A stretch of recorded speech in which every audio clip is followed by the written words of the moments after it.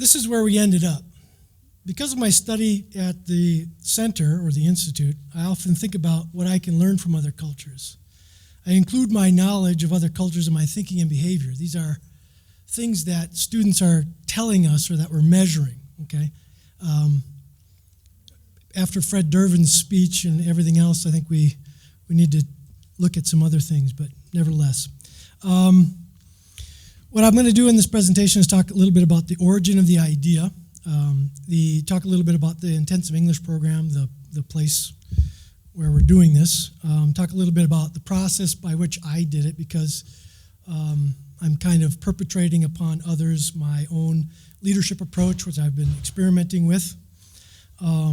Then I'll share the results, which include program level definitions, outcomes, instruments, and give you kind of a snapshot of where we're going from here. So the origin of the idea is basically the NAFSA conference. Anyone who's ever been to the NAFSA conference knows that there is an intercultural competence track there, and or the strand or whatever they call it, right? And the thought was to our center, when we have our mission has an intercultural competence portion to the mission, okay? So as somebody who does accreditation, I always think to myself, well, if you have a mission statement, how do you know you're reaching what you say in your mission statement? And as I go out to numerous programs and I look at their mission statements and look at their curricula and everything else, I ask myself the question, so if we say we're doing this, how do we know we're doing it? And so when I was looking back at our mission, I said, how can we know that we're actually meeting? And I'll talk about the mission very briefly. So I decided that this would be a good thing to do, to engage our faculty in a democratic fashion in determining what and how we do intercultural competence at our site. The site is a Research One University. Everyone knows that I'm from the University of Arizona, so I've removed all identifiers there, but nevertheless. These students are pre-academic students. We have 250 to 500 students at any given time. 80% of the population are from the Middle East or China. And we do language training in preparation for study at the university or universities in the United States. It's an intensive English program. So it's a little different from NAFSA in that sense, that a lot of what NAFSA does looks at study abroad, and so as somebody who's an intensive English program person, I kind of turn that in. We've got all these study abroad students coming to us who are learning language, and so what are we doing with intercultural competence there? Because there's something that's going on. And so we do have a cultural element to our language training. It's not official in any way. I wonder if I can get that thing down there. Anyhow, I think you can read. And I'm the associate director there, so I oversee several different programs that we have at our center. Our mission statement, if you look at the bottom there, basically it's to provide superior English language instruction. I think we know that we do that. It's to serve the linguistic and professional development of the university. We do that. But the last one there is kind of the origin of this idea. Encourage respect for cultural and linguistic diversity through intercultural competence to promote cultural understanding, okay? How do we know we do that? If it is part of our mission, then we should know, right? We should be able to figure that out some way. So my own approach tends to be, it comes out of, my doctorate is educational leadership. And so, Paulo Freire has this idea of co-learner, co-leaders, and so I'm extending it. You're a co-teacher with your students and you're a co-learner with your students. So what I'm doing is extending it to being a co-leader and a co-teacher, right? Co-learner in that sense.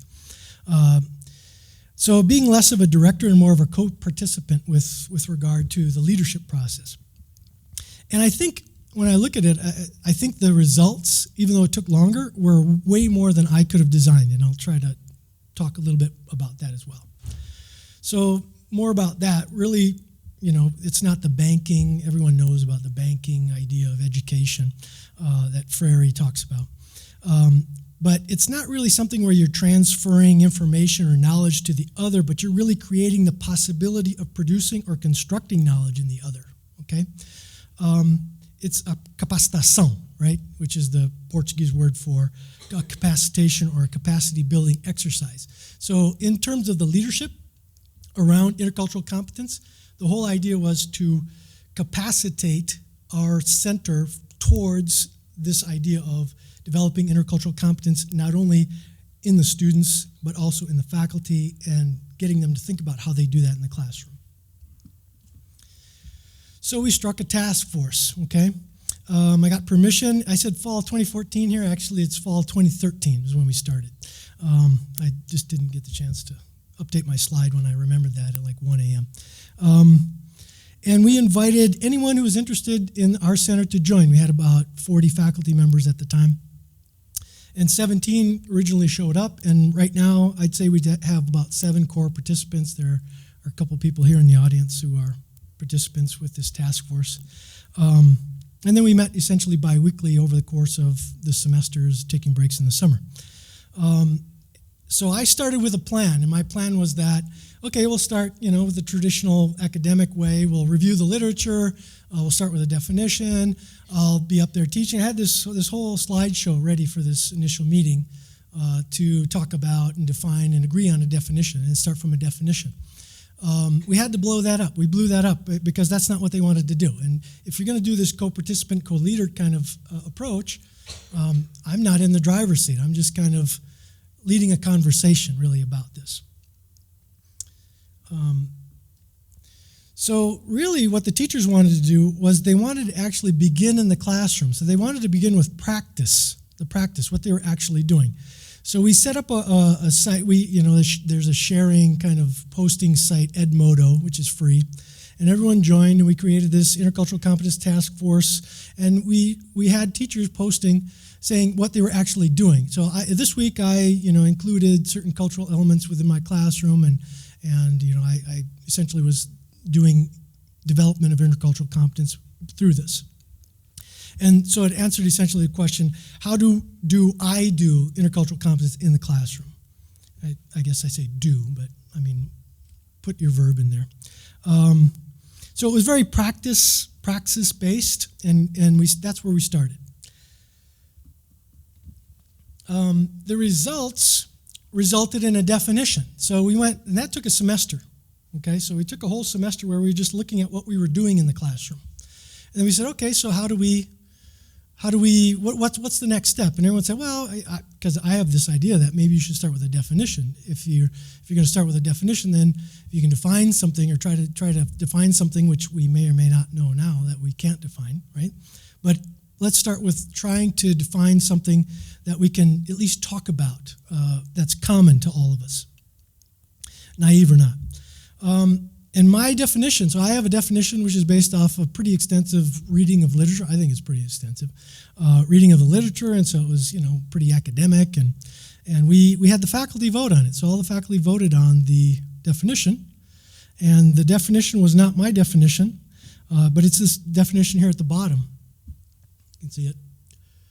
So intercultural competence is the ability to successfully and efficiently navigate cultural differences in day-to-day interactions.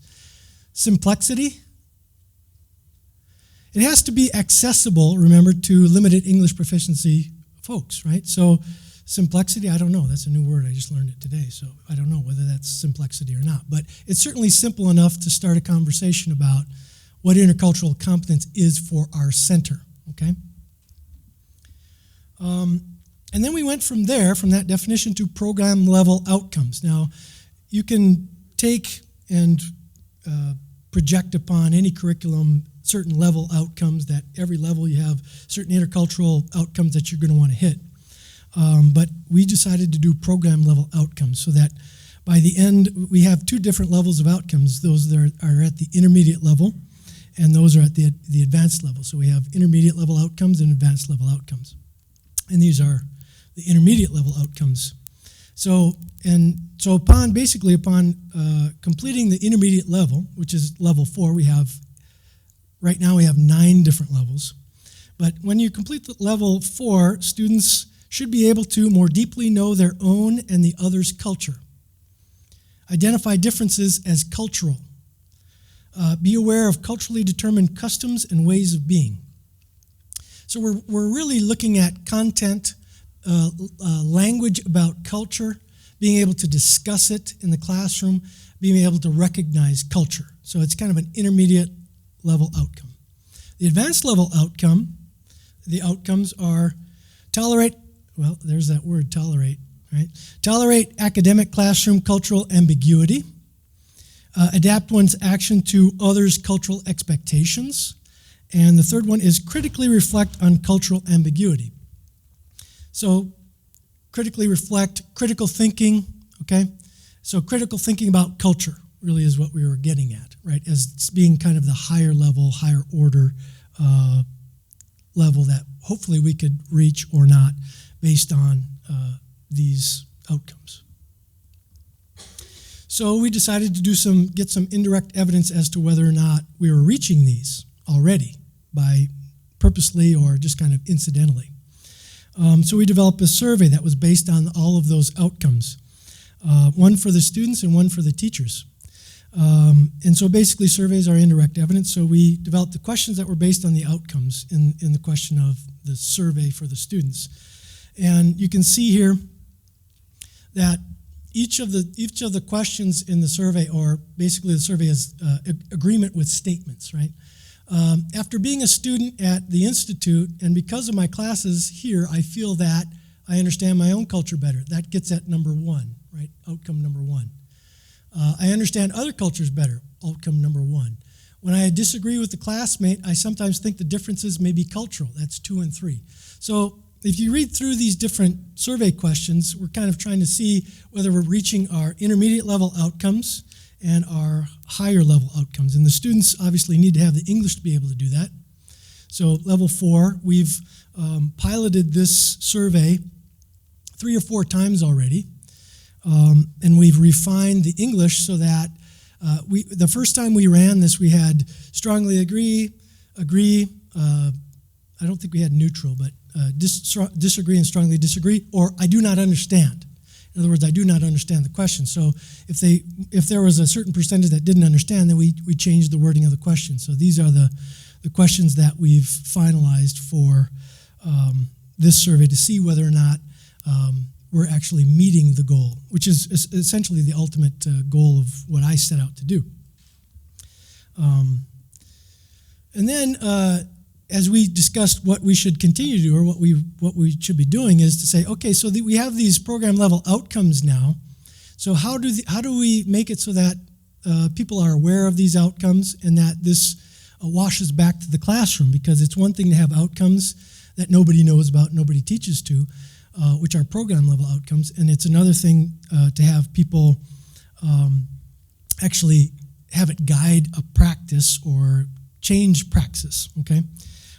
So basically, there are some demographic questions there, but we're kind of gauging to see what the teachers, how comfortable the teachers feel about engaging in cultural questions, because there are a lot of different things that come up in a classroom, in an ESL classroom, which is not homogeneous. It's heterogeneous classroom. So you have disagreements and people get angry, and so how do you deal with that? And so we're looking for a different comfort level. So we're really looking to this really is an instrument not so much to get, it seems to me, to get an idea as to what teachers are doing, as much as to kind of have them think about how they do culture in the classroom, okay? So it's basically that we've done this once, okay? We haven't looked at the data yet, but really when it comes down to what we're really trying to do is to see to what degree these outcomes will guide the curriculum. Certainly we can make decisions with regard to how we choose books based on the cultural elements and different discussions and how culture is discussed, especially at the lower levels. We've finally finalized the survey, and we haven't really looked at the results, although we do see that, and I think this is a pretty good, pretty positive thing, is to see that to some degree we've had some regression on some of the outcomes. In other words, in certain groups, people feel like their interaction with culture has made them less interculturally competent, which I think if we look at some study abroad situations and we really measure, I think there's some degree to which that's true, right? And then basically a week from Monday, we'll be meeting again to figure out the next, kind of the next steps of the task force. I think it will be very interesting for the two folks who are here, who also were at the discussion of Fred Durbin, to then talk about can we know anything about intercultural competence at all, and have a discussion with regard to the continuation of its role and so forth. And I would hope that we would continue and not kind of be discouraged, I think. That's about all I have. I think in terms of the FREIREAN leadership approach, that's something that I would like to continue to do insofar as I can. I think it was successful with this group. I think I'd probably have to ask them about how successful that was, and certainly we can ask them whether or not it was here. This whole idea of starting off with this set idea and then blowing it up and kind of trusting it certainly took a lot longer than I would have designed it. It should have taken us maybe a year, and it's taken us 2.5 years now, and there's nothing wrong with that. I think it's kind of been, we certainly have gotten greater results as a result of just engaging and dialoguing about what it is, what intercultural competence is for our center. All right. I think thank you.